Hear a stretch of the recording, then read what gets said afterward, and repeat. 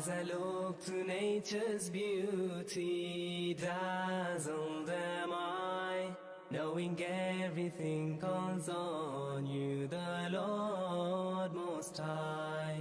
الله الذي يهدينا جميعا، الله الذي نعتز به جميعا. الله الله الله الله الله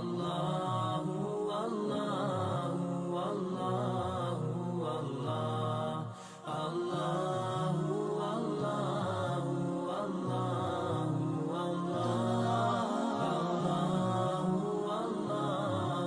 الله الله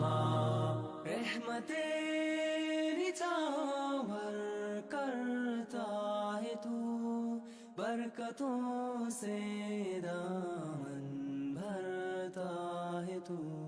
Wer ist der Mächtigste und der Barmherzigste? Wer hört unsere Gebete und schickt uns die Hilfe?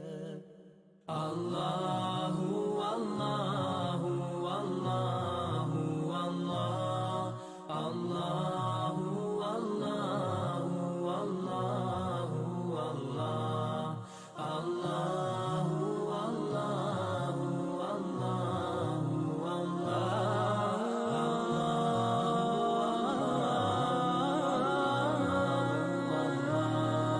সৃষ্টি করেছো সুন্দর পৃথিবী, মানুষ পশু পাখি সাগর নদী.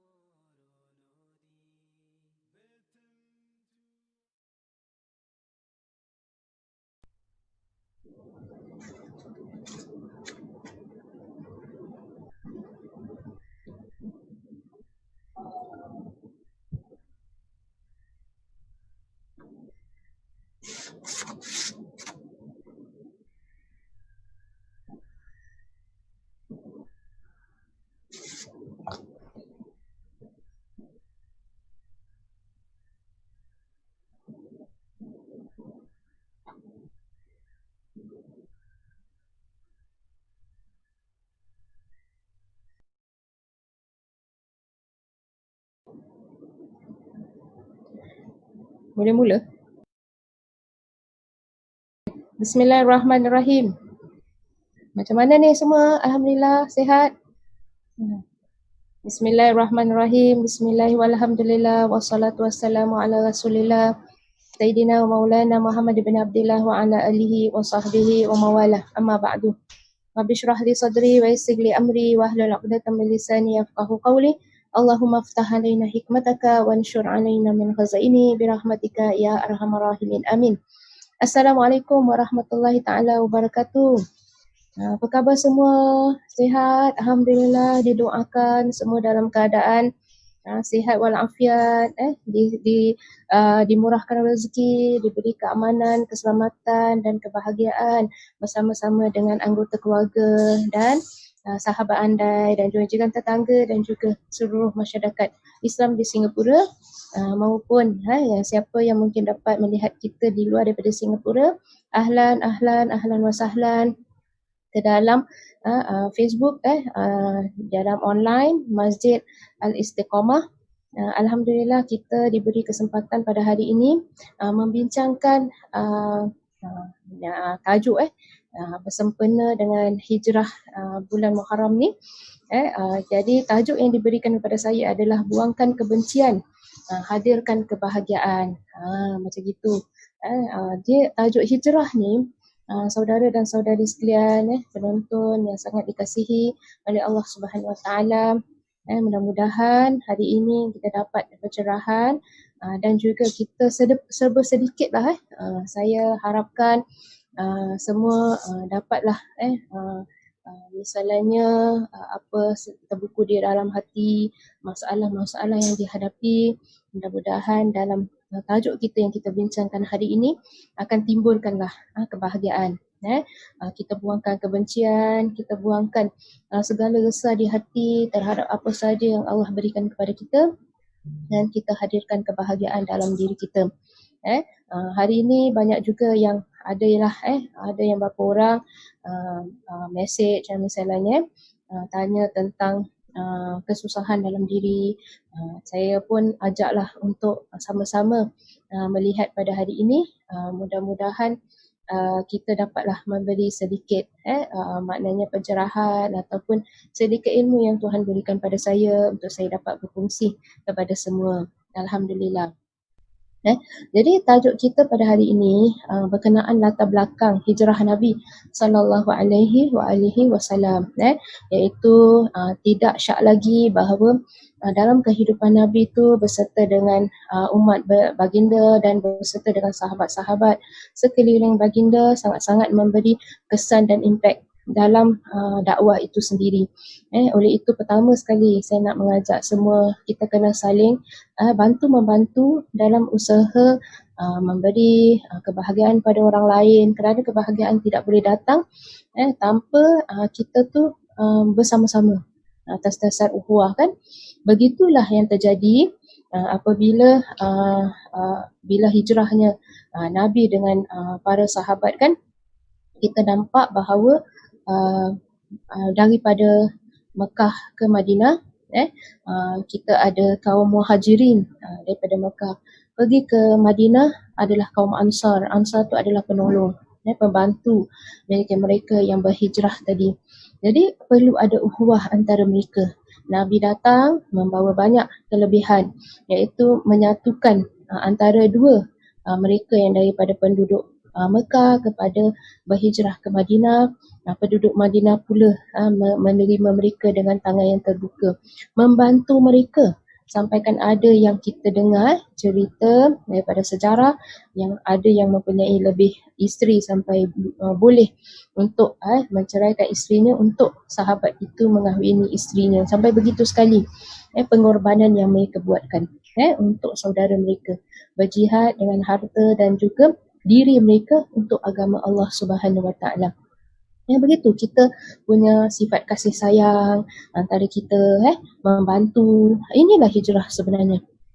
Kita hijrah tu maknanya kita yang Allah berikan kelebihan sedikit ni dapat membantu orang lain dalam usaha dia ke arah kebaikan. Maknanya apa yang dia hadapi dalam hidup, dia tidak dapat hidup dengan kehidupan dia seperti itu, maknanya susah, mungkin mempunyai kekurangan banyak, mempunyai anak-anak yang mungkin kurang memberi sokongan, kurang memberi bantuan, atau mempunyai anak-anak yang kurang daya upaya, misalnya anak-anak istimewa dan sebagainya. Jadi kita nak bantu mereka ni untuk hijrah kepada supaya dia nampak kuasa Allah Subhanahu Wa Taala, nikmat Allah lebih banyak daripada cubaan yang Allah berikan kepada dia. Dia diberi cubaan oleh Allah Subhanahu Wa Taala kerana kekuatan sebenarnya ada pada dirinya, tak ada pada diri kita, ada pada diri dia. Tengok, kadang-kadang kita tengok orang yang punya kekurangan yang banyak tu kadang terutama yang mereka yang punya anak istimewa, kadang dia cakap dia tak boleh sabar, tapi kadang-kadang kita tengok alhamdulillah still boleh carry on dengan dia punya life. Bermakna memang dia orang ni kuat. Kita yang tengok ni kita yang tak kuat. Kan? Begitu. Sebenarnya mereka kuat. So kita nak supaya dia dapat hijrah hidup dia daripada diundang kesusahan, daripada terseksa, rasa sedih, rasa terhina, rasa kenapalah aku dapat macam gini, kenapalah hidup aku macam ni, kepada kita nak bawa dia hijrah kepada tempat yang lebih baik. Melihat keesaan Allah Subhanahu Taala. Ini nikmat yang Allah berikan, kita nak kena nampakkan dia. Kita yang Allah berikan sedikit ilmu tu supaya kita dapat share dengan mereka, supaya mereka dapat. Itu yang terjadi pada golongan Muhajirin dengan Ansar apabila terjadinya hijrah tadi. Begitulah kita tengok dalam ayat Allah Subhanahu Wa Taala yang saya nak share di sini dulu, iaitu auzubillahi minasyaitanir rajim. Boleh tengok dalam surah Taubah ayat 100. Auzubillahi minasyaitanir rajim. Was-sabiqunal awwaluna minal muhajirin wal ansari walladzina ittaba'uuhum biihsanin radhiyallahu anhum wa radu an wa a'adda lahum jannatin tajri tahtaha al-anharu khalidina fiha abada. Dzalikal fawzul azim. Sadaqallahul azim.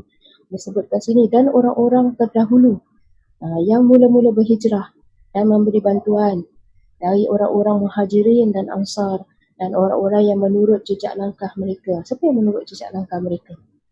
Orang-orang yang membantu mereka yang susah kan? Yang mana misalnya tenaga pekerja yang datang ke Singapura yang kemarin tersendat di Singapura tak dapat keluar balik kepada negara mereka, termasuk negara jiran kita. Ramai yang di dalam Singapura membantu mereka, memberi pakaian, memberi makanan setiap hari, memberi tempat tinggal. Ada setengah daripada kita memberi tempat ke tempat tinggal, ada setengah kita mencarikan mereka tempat-tempat perlindungan. Begitu itulah dia. Kita nampakkan gambaran yang sama seperti langkah-langkah muhajirin dengan ansar ni. Mereka dengan kebaikan, yang menurut jejak langkah mereka dengan kebaikan, iman dan taat. Allah redha akan mereka dan mereka pula redha akan Allah, akan dia. Serta dia menyediakan untuk mereka syurga-syurga yang mengalir di bawahnya beberapa sungai. Mereka kekal di dalamnya selama-lamanya. Itulah kemenangan yang besar. Nampak tak tu? Itulah kemenangan yang besar. Kita nak membawa mereka-mereka ni hamba-hamba Allah Subhanahu Wa Taala yang diuji. Kan Allah berikan kita sikit kelebihan ilmu, Allah berikan kita ketenangan supaya kadang-kadang kita bila melihat satu masalah kita tak jadikan dia besar. Tapi ada orang yang bila nampak satu masalah dia jadikan besar. Itu kita itulah yang kelebihan yang ada pada diri kita untuk membantu dia supaya mengecilkan masalah dia dan membesarkan anugerah-anugerah yang Allah berikan kepada dia, sama bagaimana Allah berikan kepada kita. Jadi hikmah bijaksana yang Allah berikan kepada kita, kita harus share. Kita harus berbagi. Kita harus memberi itu jihad kita. Memberi bantuan. Kadang bila masa orang perlukan kita telinga untuk mendengar keresahan, untuk kadang-kadang adalah sedikit kadang harta yang perlu kita kongsikan kepada mereka. Itu yang kita perlu lakukan. Mengikut jejak langkah yang dalam ayat ini dikatakan, iaitu orang-orang yang terdahulu yang mula-mula hijrah, memberi bantuan daripada kalangan muhajirin, dia memberi bantuan kepada ansar kan. Kemudian siapa yang nak mengikut jejak langkah mereka? Ini yang penting untuk kita hayati dalam hidup. Kemudian sebelum saya masuk kepada perkara-perkara yang lebih jauh lagi, kita nak bimbang sebenarnya sejarah penghijrahan Rasulullah dan para sahabat. Ini penting kerana nanti dalam usaha kita untuk berkongsi tentang bagaimana menghadapi kesusahan dalam hidup ni, hijrah hidup kita ke arah daripada yang tidak baik kepada yang baik, insya-Allah nanti saya akan kupas pada minggu yang akan datang, iaitu kali yang kedua pula. Sesi yang kedua. InsyaAllah pada sesi ni, saya bila dapat tajuk ni kan, hadirin dan hadirat sekalian, saya suka nak tengok bahawa bukan anda saja yang mengkaji. Bila dengar saya punya ceramah ni, saya dapat kajian juga. Saya dapat kajian, saya dah, apa yang aku mahukan dari tajuk hijrah ni sendiri. Tajuk hijrah ni sendiri. Bermakna kita nak kena tahu bahawa hijrah tu bukan sahaja yang kita tahu selama ni, yang kita tahu daripada hijrah Nabi daripada Mekah ke Madinah. Tapi hijrah tu dia ada punya banyak step sebelum Nabi sampai kepada peringkat untuk hijrah daripada Mekah ke Madinah. Step-step tu apa? Misalnya kita nak tahulah bahawa pada awalnya turunnya hijrah, iaitu hijrah yang kita nak singkap pada awal-awalnya adalah semasa Nabi diberi utusan oleh Allah Subhanahu Wa Taala, yang berupa wahyu pertama di Gua Hira. Itu membawa Nabi kepada tempat dan situasi yang sangat-sangat berbeza. Allah datangkan hidayah, Allah datangkan wahyu, Allah datangkan pencerahan kepada Nabi. Ini yang dimaksudkan hidayah, ini yang dimaksudkan Islam, ini yang disuruh supaya membaca kitab Allah Subhanahu Wa Taala, ini yang diturunkan daripada malaikat Jibril kepada Nabi sallallahu alaihi wasallam untuk menghayatinya, untuk dia akan keluarkan kita daripada kegelapan kepada nur cahaya. Begitu. baca Al-Quran sahaja saudara-saudariku, hayati Al-Quran, insya-Allah dia memberi banyak pedoman. Sebagaimana yang memberi pedoman kepada kita, insya-Allah dia juga dapat memberi pedoman kepada semua, memberi jalan keluar ke atas setiap masalah. Begini, kadang-kadang bila kita ada masalah, kita buka Al-Quran, nanti kita tengok, kenapa terus pergi ayat ni, surah ni. Kita tak tahu, kenapa apa yang Allah nak berbicara dengan kita. Cuba kita tengok apa. Allah tu, setiap langkah kita adalah sudah ditakdirkan oleh Allah Subhanahu Wa Taala. Kita buka page apa pun adalah ketentuan daripada Allah Subhanahu Wa Taala. Allah tentukan kita buka page tu, dia nak berbicara dengan kita menerusi kalamnya. Kita buka, kita tengok apa yang Allah nak berbicara dengan aku ni. Bukan bila buka ayat talak tu, nak kena talak ke kita ni? Tak ada, tengok lagi. Kerana ayat Quran tu dia bersesuaian dengan semua keadaan dan masa. Kita tengok. Kalau kita tak faham, kita dah buka tu kita tak faham, kita discuss dengan guru kita. Apa yang dimaksudkan Ustaz Ustazah, apa yang dimaksudkan ni Apa yang dimaksudkan daripada ayat ni? Discuss. Buka tafsir dulu, baca, tengok, faham tak? Tengok ayat sebelumnya, tengok ayat yang selepasnya. Begitu. Ada yang hadrat boleh melakukannya. Begitu. Kemudian, itu pertama sekali apa yang berlaku pada diri Nabi SAW. Kemudian seterusnya apa? Seterusnya perintah Allah kepada Nabi supaya berdakwah selama 3 tahun secara senyap. Allah suruh berdakwah menyampaikan agama Islam tu secara senyap, dan dia berlangsung selama 3 tahun. Berlangsung selama 3 tahun pelan-pelan. Tapi itu adalah strategi nak tengok haji. Jadi dalam hidup kita ni kita tak boleh terjun botol lah. Kita perlu ada strategi, kita ada perlu plan. Nak pergi bisnes, tak boleh terus labur aja. Sudah buka kedai. Dia ada bagaimana perancangan. Sekarang pemerintah ada buatkan banyak kursus-kursus. Mungkin kadang-kadang pihak masjid pun ada buat. Pihak Majlis Agama Islam pun ada buat untuk asatizam. Bagaimana sistem harus kita lakukan sebelum kita masuk ke satu-satu bidang. Nak jadi businessman, businesswoman, macam mana perancangan, macam mana untuk meletakkan mana kita punya duit untuk kita laburkan, berapa pulangan yang harus kita raih. Nak masuk saham apa semua perlu tahu. Dia patuh syariat ke tidak, semua kita nak kena tahu. Tak boleh terjun botol saja. Nak bikin kek pun perlu ada strategi. Jangan nak buat kek lapis pakai kek marble punya dough. Mestilah tak boleh kek marble punya nak buat lapis lah. Tak jadi lapis tu. Perlu ada skill dan kemahiran. Perlu diraih dulu. Begitu. So Nabi selama 3 tahun menilai bagaimana. Kemudian datang pula seruan supaya Nabi tu berdakwah secara terbuka dan terang-terangan.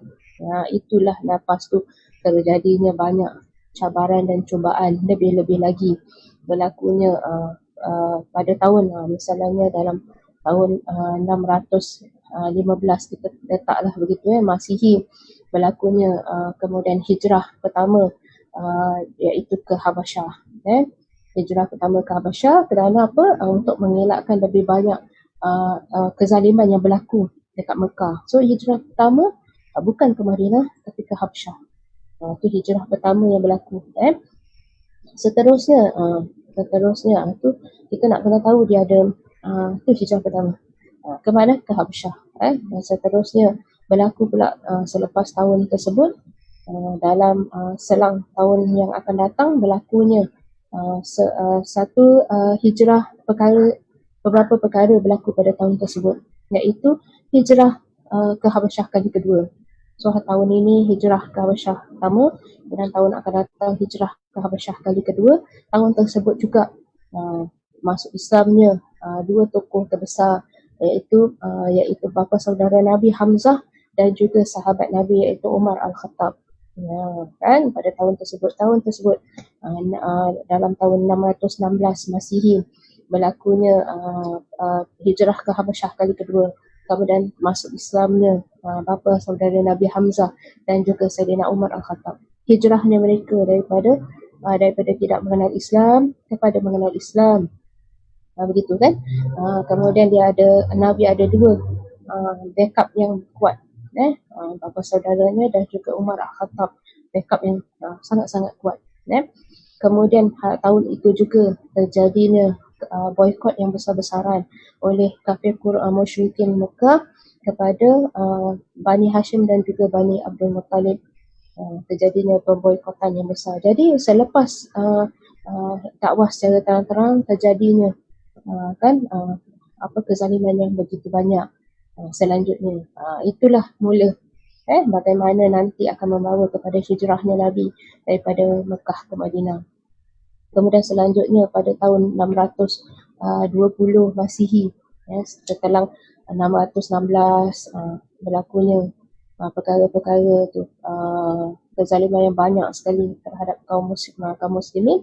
Dan pada tahun 620 berlakunya kewafatan Sayyidatina Khadijah dan juga bapa saudara Nabi Abu Talib. Jadi kedua-duanya wafat, kemudian meninggalnya kedua-duanya.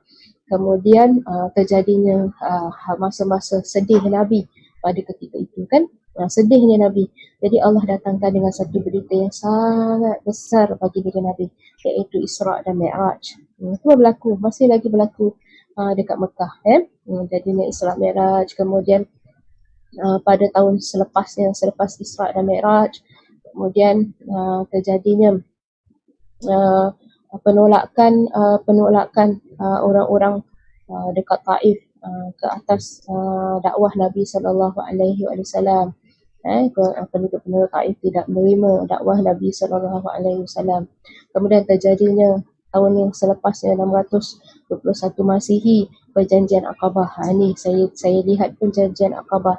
Jadi bila sebelum Nabi sampai ke Mekah, sudah ada orang-orang Madinah yang datang ke Mekah. Orang Madinah yang datang ke Mekah untuk mendalami agama yang baru ini. Mereka datang, itu dinamakan perjanjian Aqabah pertama, terjadinya pada tahun 621 Masihi. Kemudian pada tahun selepasnya, pertama tahun ni, kemudian tahun depan datang lagi beberapa delegasi daripada Madinah ke Mekah. Itu perjanjian Aqabah yang kedua. Nampak tu hijrah sebelum Nabi pergi ke Mekah, sebelum Nabi hijrah ke Madinah, orang-orang Madinah sudah banyak yang datang. Pertama, kedua datang untuk mendalami Islam. Kemudian Nabi hantar pula dia punya utusan juga untuk membantu mereka dekat Madinah. Sahabatnya dihantar supaya dapat membantu mereka kalau mereka mempunyai apa-apa masalah. Setelah beberapa tahun begitu, setelah Nabi berada dekat Mekah selama 13 tahun, inilah yang berlaku. Kemudian barulah terjadinya hijrah Nabi. Sebelum tu sudah ada beberapa sahabat yang pergi hijrah secara pelan-pelan daripada Mekah ke Madinah. Kemudian datangnya orang yang Nabi hantar utusan pada perjanjian pertama Aqabah dan kedua tu, Nabi hantar utusan.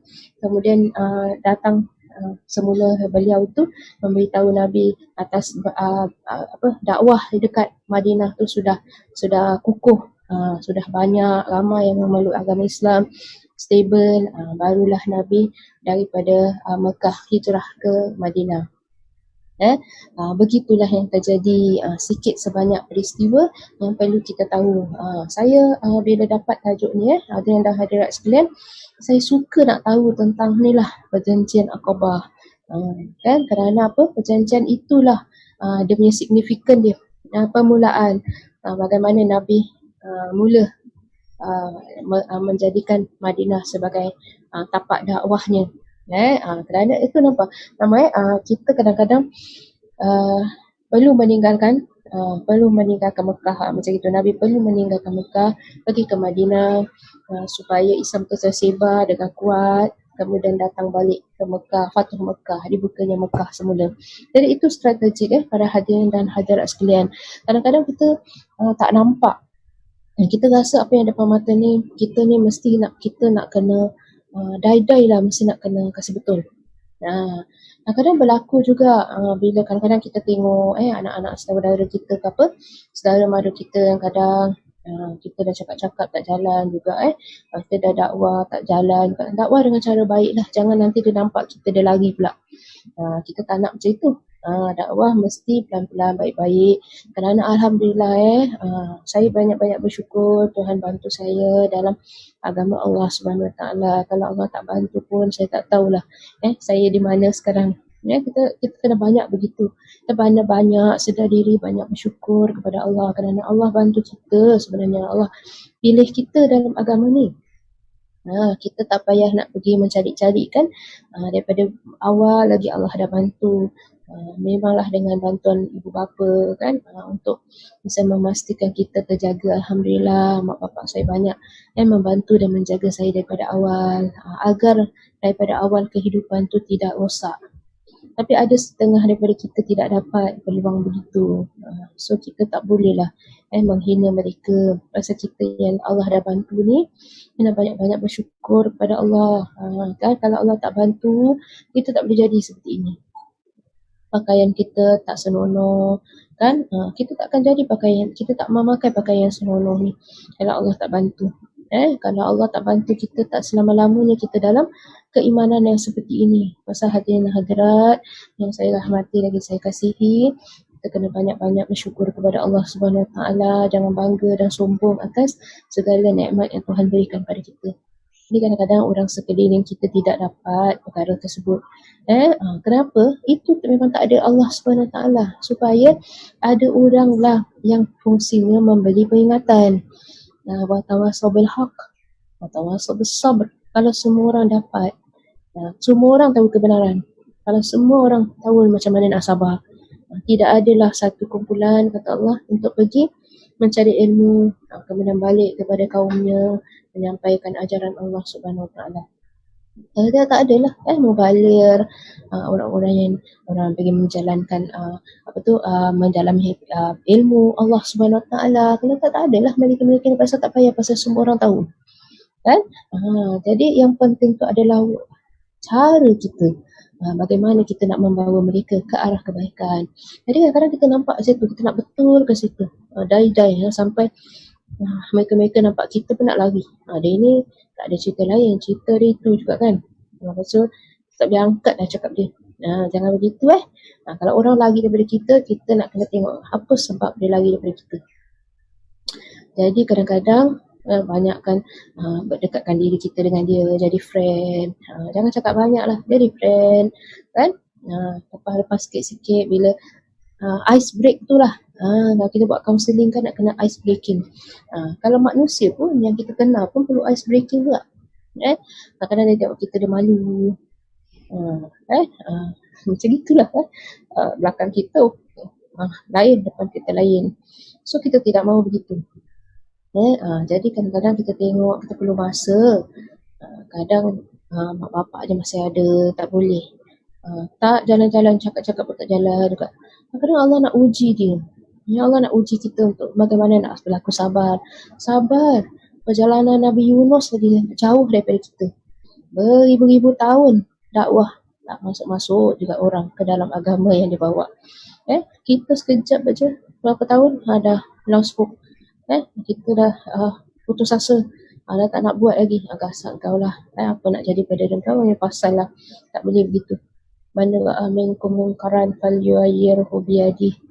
Siapa nampak satu kemungkaran, taklah dilarang dengan tangan, maknanya jangan buat.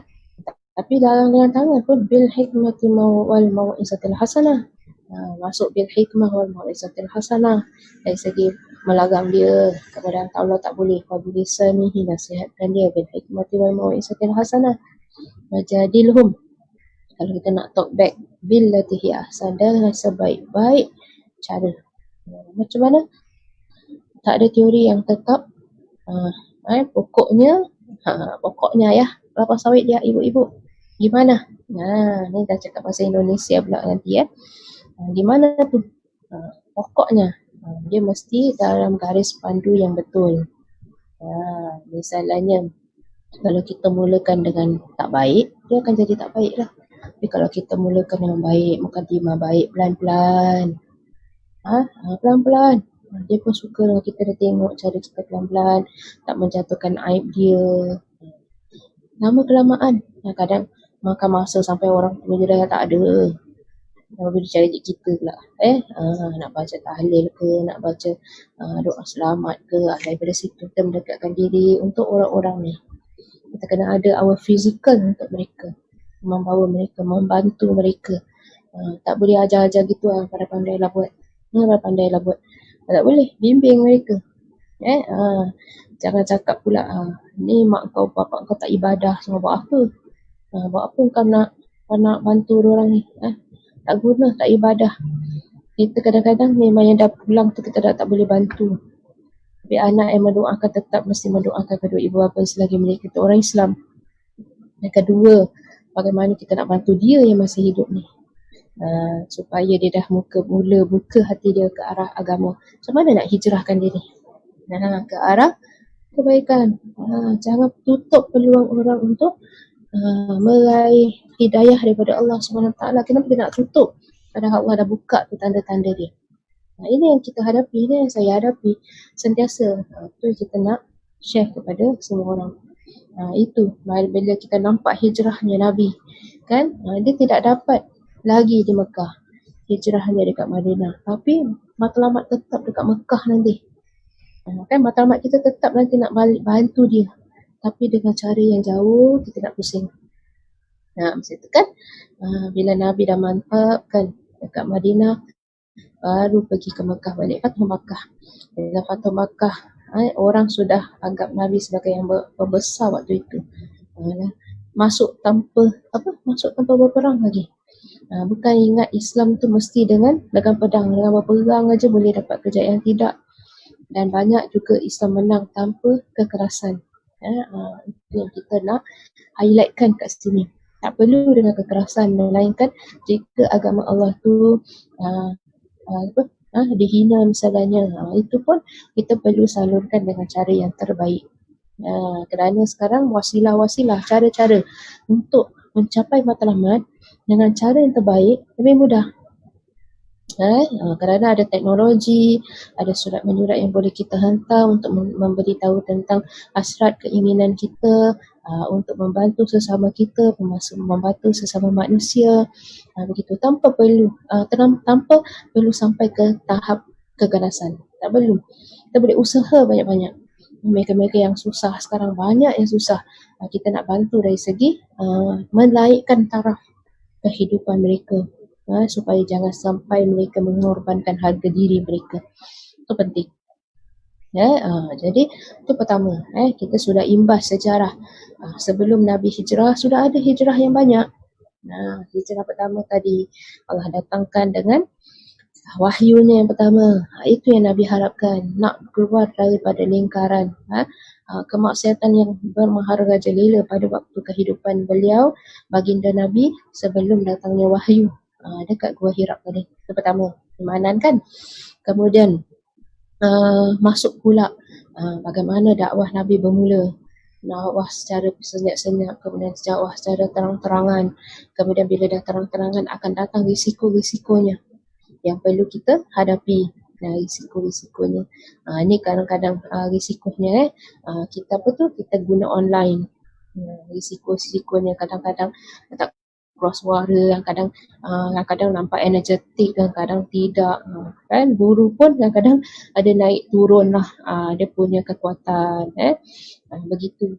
Kadang bila kita sampaikan dalam media sosial tak keluar suara pula tengah-tengah. Itulah wallahu a'lam bissawab, Allah saja yang dapat membantunya. Ada yang baik, ada kesan yang buruk, ada yang baik. Itulah berlaku. Jadi kadang-kadang bila kita sampaikan begini, kalau kita buat course dan sebagainya, ada yang tak nampak muka kan, nampak bagang-bagang lain macam itu, so kita tak tahu dia ada ke tak ada. Itu risiko-risikonya kan. Kadang orang boleh tertidur sekejap, masa guru tak nampak murid. Kan ada bidang-bidang ilmu yang perlu kita berhadapan. Macam itu risiko-risikonya. Dakwah kita berubah.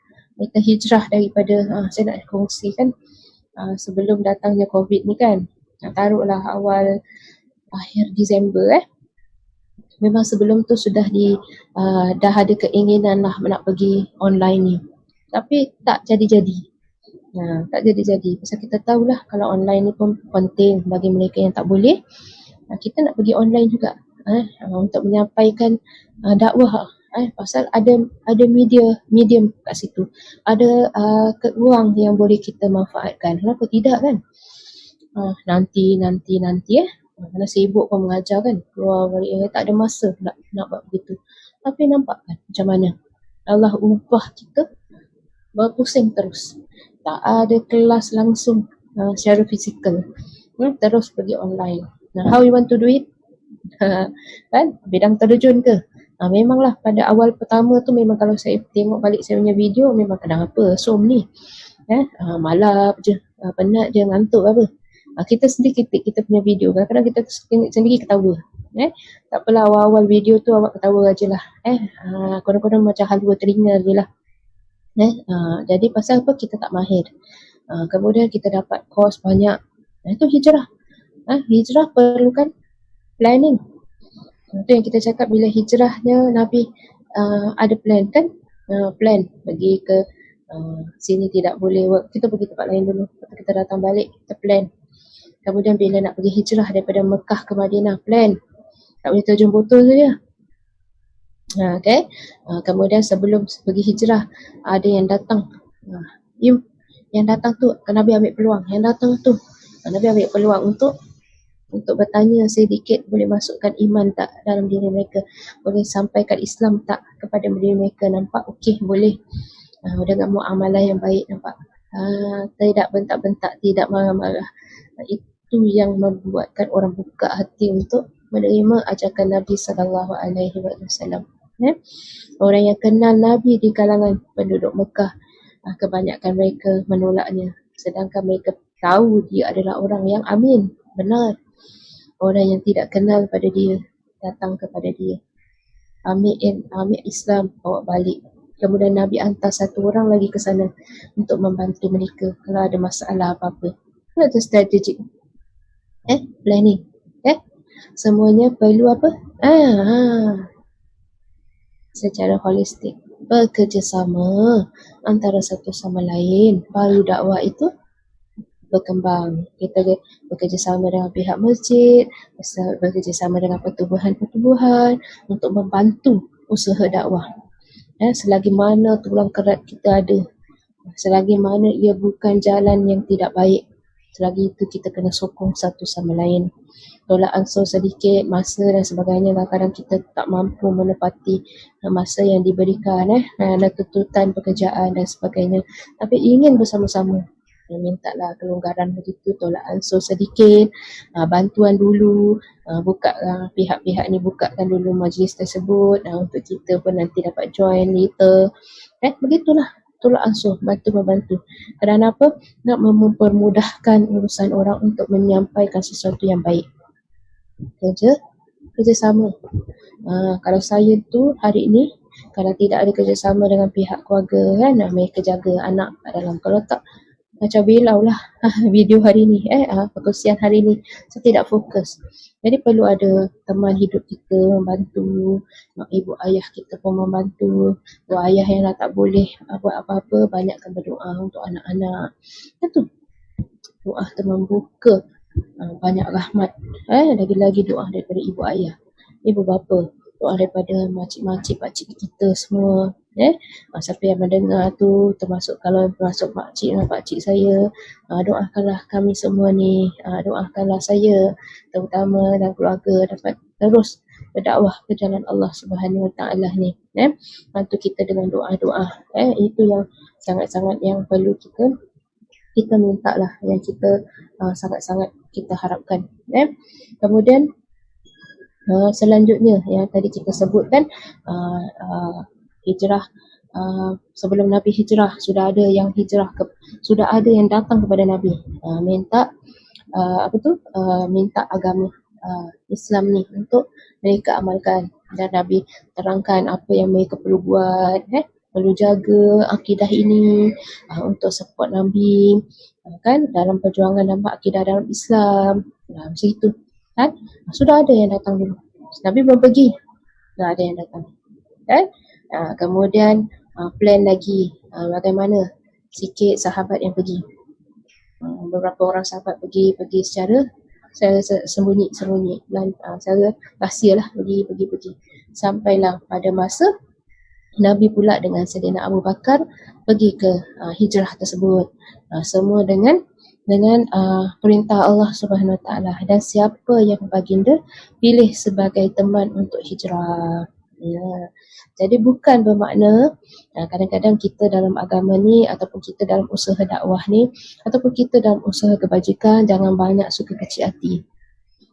Kadang-kadang kita perlu kasih maknanya bukan bermakna bila Nabi pilih Abu Bakar, Umar tidak bagus. Macam itu kan. Jadi kita perlu beri strategik tu, siapa yang Nabi nak bawa untuk pergi hijrah sama-sama. Begitulah. Kita perlu sokong menyokong. Tak mau banyak-banyak kecil hati dalam usaha dakwah, tak boleh banyak kecil hati. Banyak makan dalam, banyak suka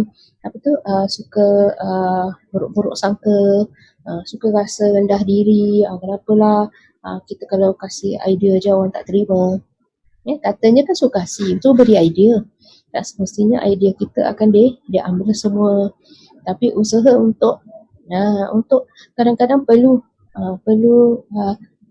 akur dengan pendapat-pendapat orang lain. Itu sangat-sangat penting. Hadirin-hadirat sekalian, itu cabaran cubaan dalam kita melaksanakan dakwah ni.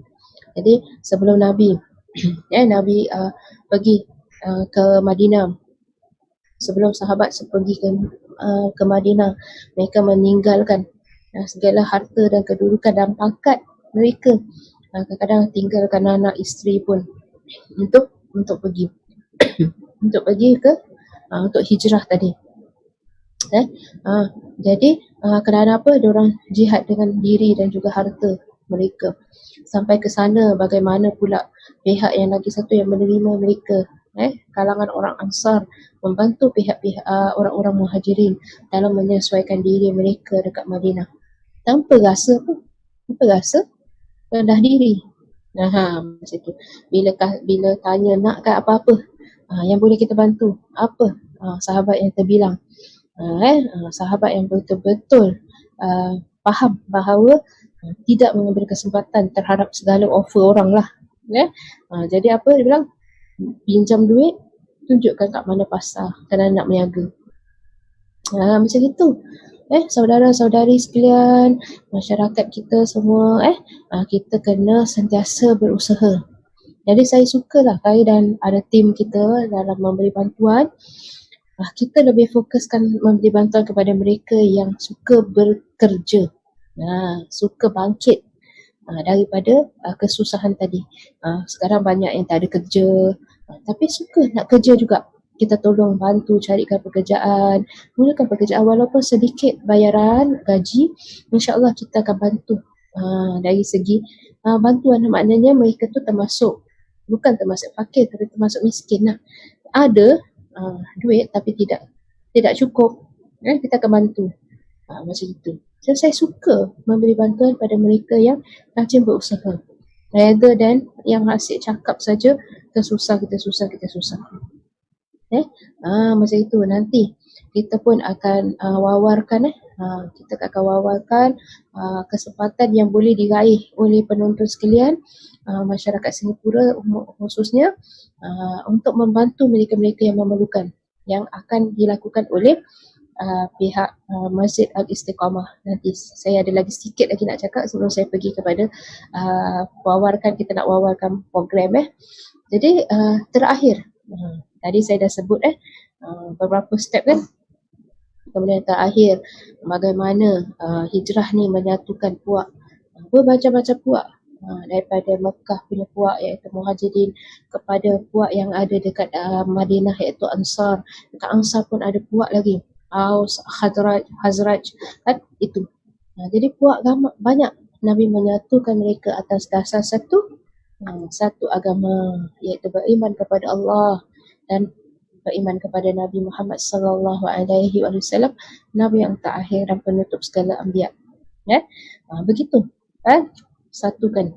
Jadi kita dekat Singapura ni, saya sebagai registrar dekat Darul Arkam kan, bila kita orang masuk Islam, syahadah dia kan, dia tak kira apa colour, rupa, warna, apa agama sebelumnya, daripada mana, negara mana pun masuk Islam. Ada yang masuk Islam di Singapura. Kita berjadi satu atas dasar syahadah tadi. Asyhadu an la ilaha illallah wa asyhadu anna Muhammadar Rasulullah. Itu satu. Pada Allah kita beriman dan apa yang dibawa oleh Nabi berupa segala yang Allah wahyukan kepada baginda dan segala adab-adab satu sila dan akhlak yang dibawakan oleh baginda Nabi, kita kena turut. Kita kena sedaya upaya sama seperti apa yang dilakukan oleh baginda Nabi, menyatukan semua kepada satu agama, iaitu beriman kepada Allah dan Rasulnya. Begitu. Jadi hadirin dan hadirat sekalian, yang mudah-mudahan apa yang kita bincangkan pada hari ini sama-sama dapat kita manfaatkan. So hijrah ni mestilah kita iaitu pertama sekali yang tadi kita dah sebut, ada beberapa perkara, persatuan kita sesama kita untuk membantu orang daripada keadaan yang tidak baik kepada keadaan yang lebih baik, membesarkan nikmat Allah daripada hanya melihat kesusahan dan kesengsaraan, iaitu sebagaimana saya nak tutup iaitu sebagaimana yang disebutkan dalam hadis Nabi sallallahu alaihi wasallam, iaitu afdalul muhajirin man hajara ma nahallahu ta'ala anhu, iaitu sebaik-baik orang yang berhijrah adalah orang yang meninggalkan apa yang dilarang oleh Allah Subhanahu Wa Taala. Apa yang dilarang oleh Allah Subhanahu Wa Taala? Hijrahnya. Itu sebaik-baik hijrah. Jadi bukan sekarang kita nak kena hijrah daripada negeri kita kepada negeri yang lain, melainkan siapa yang mahu je lah. Bukan atas dasar katalah tak ada dizalimi dan sebagainya. Bukan. Kerana mau, ya silakan. Tapi setiap hari ni kita hijrah daripada perkara yang ditinggal, yang dilarang oleh Allah Subhanahu Wa Taala kepada perkara yang Allah ridai. Itulah yang Nabi sebut, sebaik-baik orang yang berhijrah adalah yang meninggalkan apa yang dilarang oleh Allah Subhanahu Wa Taala. Jadi meninggalkan satu kepada yang lagi satu. Itu pengertian hijrah lah. Ada bermacam-macam. Meninggalkan keadaan kita yang tidak baik kepada yang lebih baik. Pergi daripada tempat ni kepada tempat yang lagi satu. Mana berpindah daripada situasi yang tidak baik kepada situasi yang baik. Macam satu cerita yang dibawa ia yang membunuh 100 orang kan. Jadi bila dia tanya kepada yang alim waktu itu, kerana bila dia tanya seorang tu, orang tu tak ada ni, dah banyak bunuh orang, tak boleh baik ni. Kemudian dia bunuh orang tu. Kemudian dia pergi kepada seorang alim tu bilang, Allah tu maha pengampun. Kan maha pengampun. Jadi dia kasih beberapa cara. Itu hijrah dia, iaitu tinggalkan tempat ni, pergi ke satu tempat yang lebih baik. Kerana tempat tu orang ahli ibadah banyak, dia akan menyokong kita kepada arah kebaikan. Begitu juga kalau kita tak boleh dalam keluarga kita ni, kita tak boleh, ada setengah kita ramai begitu hijrah rumah, tapi bukan bermakna kita putus hubungan.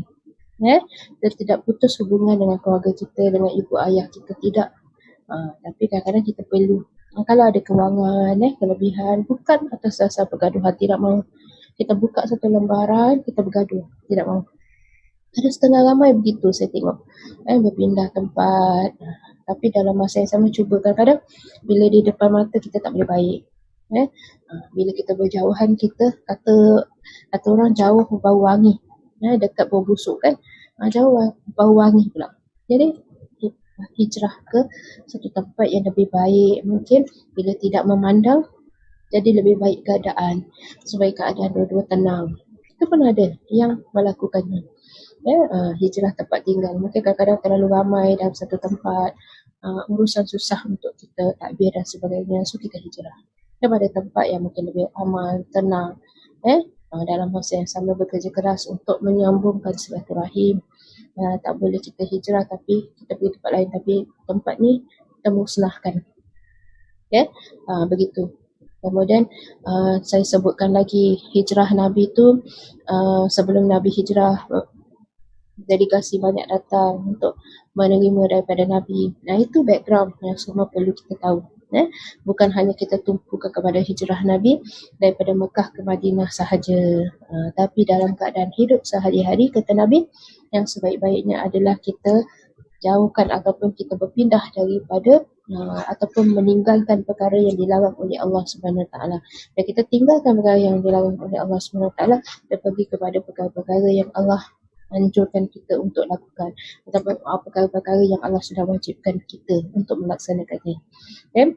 Saya rasa kita ada misalnya beberapa perkara yang boleh kita wawarkan, yang tadi kita sebutkan, untuk kita melakukan amal-amal kebajikan yang boleh kita bantu, termasuklah nanti pihak Ridwan, Wan, mungkin Wan nanti boleh tunjukkan kita, ni Ridwan, Muhammad Ridwan, kita daripada pihak Masjid Istiqamah boleh mewawarkan kepada kita amalan, acara-acara, termasuk promosi amal, iaitu promosi amal annual yang pahala 2 dalam 1. Misalnya kita beli kupon, kita sumbang duit, kemudian mereka ambil duit tu untuk kupon amal ni, annual, kemudian kupon amal ni berikan kepada mereka-mereka yang memerlukan. Begitu. Jadi kita sumbang duit, boleh datang ke pihak masjid ataupun kita boleh ada PayNow, kita boleh buat online, ada di dalam Facebook page, boleh lusuri Facebook page Masjid Al-Istiqamah, ataupun pergi ke masjid tersebut untuk membuat pembayaran supaya mereka tu dapat ambil kupon tersebut, beli dengan duit kita tu kupon annual, kemudian kupon amal tu diberikan kepada mereka-mereka yang memerlukan. Bagus usaha tu. Misalnya bila-bila masa family ni boleh bawa keluarga mereka untuk nak makan pun boleh, untuk nak beli bawa balik pun boleh. Itu pasal dinamakan pahala 2 dalam 1. Kan kita sumbang, kemudian dalam masa yang sama kita dah sumbang duit, dalam masa yang sama kita dapat memberi bantuan makan kepada mereka-mereka. Open date kan, bila adalah date-nya disebutkan kat situ daripada bila sampai bila, tapi dalam fatrah tu, dalam masa tu mereka sendirilah boleh buat misalnya ke sana untuk makan dengan keluarga. Saya suka sekali kalau benda ni dapat makan bersama-sama dengan keluarga, merancakkan ataupun anak-anak ini dapat diberi makan. Salah satu daripada ajaran baginda Nabi kita sallallahu alaihi wasallam adalah at'imut ta'am, berilah makan, tapi kita kena jaga juga supaya jangan berlebih-lebihan dan jangan sampai membazir. Kerana itu tidak mencapai matlamat kita memberi makan antara satu sama lain. Jadi kalau kita beri kupon tersebut, akan tercapai lah misalnya bila masa mereka nak, mereka boleh ada time, boleh bersama-sama dengan keluarga, boleh pergi sana, boleh ambil kupon-kupon tersebut untuk dimakan bersama dengan keluarga. Wan, misalnya ada lah Wan, sudah di-share kan dengan masyarakat kita ni, supaya ada Wan dah share Mak jadi macam mana, insyaAllah kita lihat respon insyaAllah Wan. Minggu depan nanti kita boleh wawarkan berapa yang sudah menyawat cabaran kita pada hari ini. Bukan cabaran lah, kita tak nak cabaran lah, kita nak seruan. Nanti asyik mencabar orang je, kesian Wan. Kita buat seruan kita ni, kita nak tengok minggu depan, mudah-mudahan seruan kita ni kita mencapai target berapa, 250 family. InsyaAllah daripada 21 Ogos kepada 31 Ogos, insyaAllah itu sasaran kita. Mudah-mudahan kita dapat bersama-sama untuk membantu. Ustazan, saya nak kita semua sama-sama bantu masyarakat kita.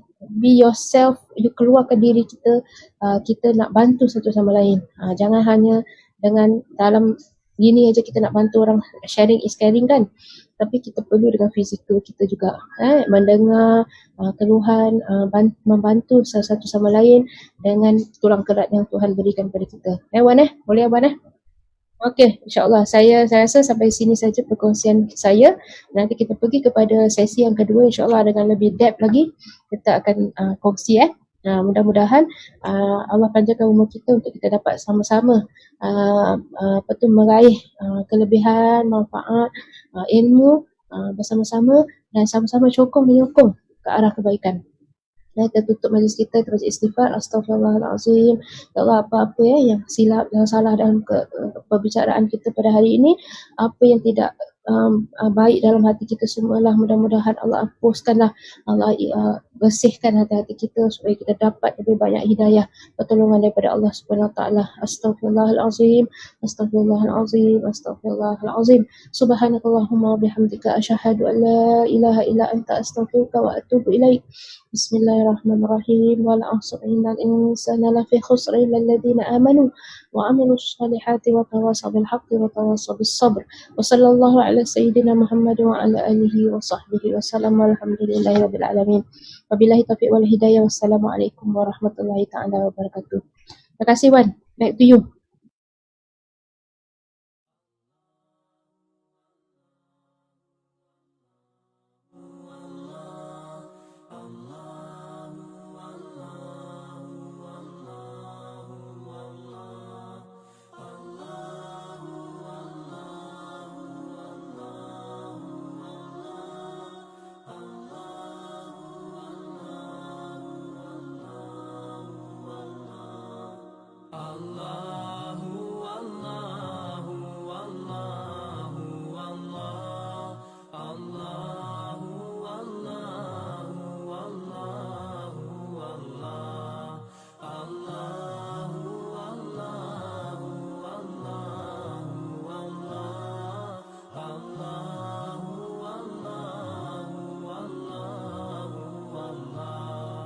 As I look to nature's beauty, dazzled am I, knowing everything calls on you, the Lord Most High.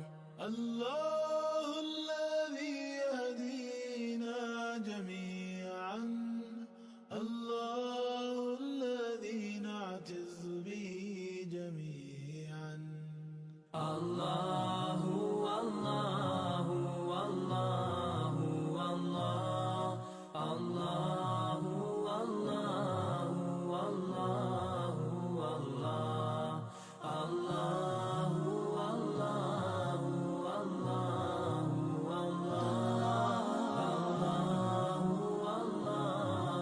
الله الله रहमतें निछावर करता है तू, बरकतों से दामन भरता है तू.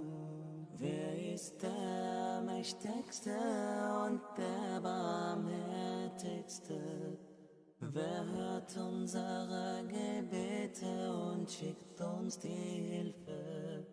Allahu, Allahu, Allahu, Allah, Allahu, Allahu, Allahu, Allah, Allahu, Allahu, Allahu, Allah.